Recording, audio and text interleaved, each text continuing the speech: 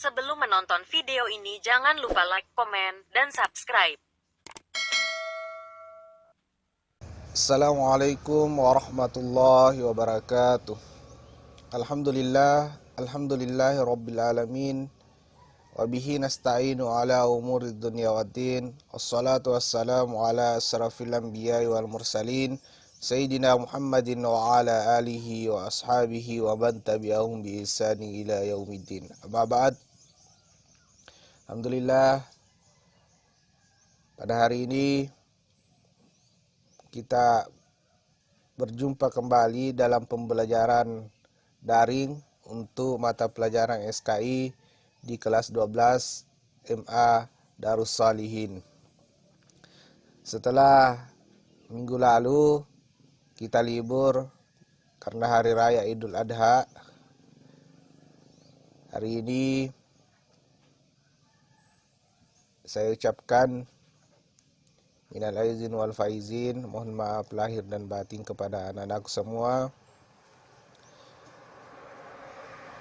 Baiklah, kita lanjut ke pembahasan, yaitu masih bab pertama tentang Islam Nusantara atau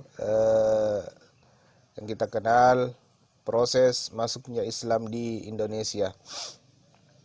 Bagian B, jalur masuknya Islam di Indonesia.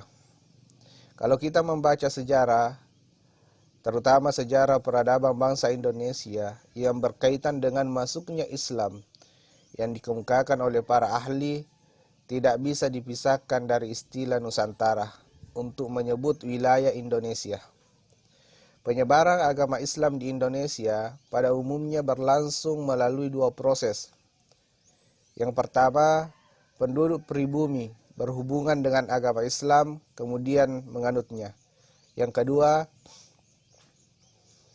orang-orang asing khususnya dari kalangan benua Asia seperti Arab, India, dan Cina yang telah beragama Islam bertempat tinggal secara permanen di satu wilayah Indonesia, kemudian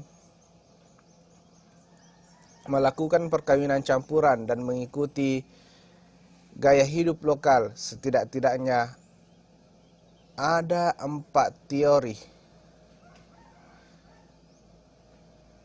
tentang Islamisasi yang pertama di Indonesia. Jadi proses masuknya Islam di Indonesia itu menurut peradaban sejarah Islam di Indonesia, yang pertama itu penduduk asli Indonesia atau orang asli Indonesia yang kemudian dia bersentuhan langsung dengan agama Islam. Setelah mengetahui, memahami apa itu Islam, apa itu agama Islam, mereka menganutnya. Kemudian yang kedua, agama Islam itu dibawa oleh bangsa asing dari benua Asia, yaitu dari Arab Saudi, India, Cina, yang mereka lebih dahulu telah beragama Islam. Setelah itu dia masuk di Indonesia, bertempat tinggal di Indonesia secara permanen. Kemudian dia menikah, dia melakukan perkawinan campuran. Dia menikah dengan orang Indonesia, mengikuti gaya-gaya hidup Indonesia, budaya lokal Indonesia. Kemudian dia menyebarkan Islam di Indonesia. Ada 4 teori tentang Islamisasi awal di Indonesia. Yang pertama itu ada teori India. Teori India ini dikemukakan oleh Wijnafel, Moqueta, Fatimi, dan seorang orientalis Belanda yang meneliti tentang Islam di Indonesia bersama Snoek Hoornje. Ia menyatakan bahwa agama Islam masuk ke Nusantara pada abad ke-13 Masehi yang dibawa oleh para pedagang dari Kambai, Gujarat, India.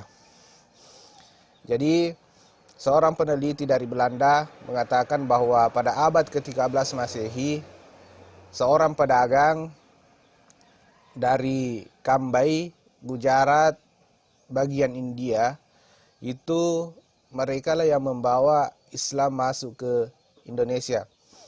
Memang sebagian besar sejarawan Belanda memegang teori bahwa Islam di Indonesia berasal dari anak benua India. Sementara ilmuwan Barat, Pejenapel, yang mengkaitkan asal mula Islam di Indonesia dengan daerah Gujarat dan Malabar.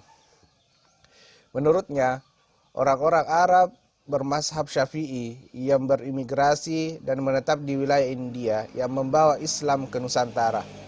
Jadi kita ketahui dalam sejarah bahwa India itu pada awalnya adalah negara Islam. Karena kenapa? Banyak orang-orang Arab yang berhijrah atau pergi ke India, mereka itu orang Islam yang bermazhab Syafi'i, sama kayak kita. Mazhab kita adalah sebagian besar adalah mazhab Syafi'i. Mereka itulah yang pergi ke India, menyebarkan Islam di India. Kemudian setelah Islam di India itu sudah besar, mereka lalu pergi berdagang di Indonesia, dan mereka itulah yang membawa Islam ke Indonesia. Jadi teori yang pertama itu adalah teori India yang dikemukakan oleh para ahli bahwa Islam pertama masuk di Indonesia melalui dengan Kambai, Gujarat dari India. Kemudian yang kedua, teori Arab. Teori ini dikemukakan oleh Sir Thomas Arnold. Ia berpandangan bahwa para pedagang Arab telah menyebarkan Islam ketika mereka menguasai secara dominan perdagangan Barat Timur sejak abad awal Hijriyah atau abad ke-7 dan 8 Masehi.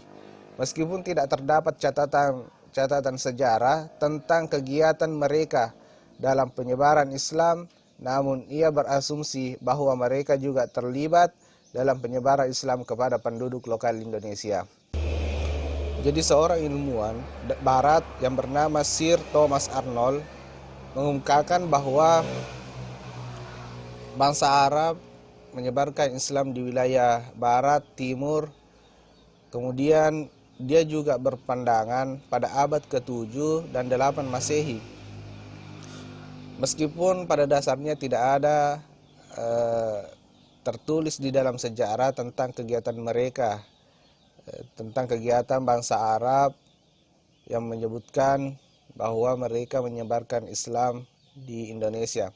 Tetapi Sir Thomas Arnold menyimpulkan bahwa penyebaran Islam di Indonesia dimulai dari bangsa Arab yang juga masuk ke Indonesia menyebarkan agama Islam. Jadi dalam sejarah masuknya Islam ke Indonesia, teori ini mengatakan bahwa Islam datang ke Indonesia secara langsung dari Arab. Jadi untuk pembahasan kali ini ada dua teori tentang masuknya Islam di Indonesia. Yang pertama teori India, yang kedua teori bangsa Arab.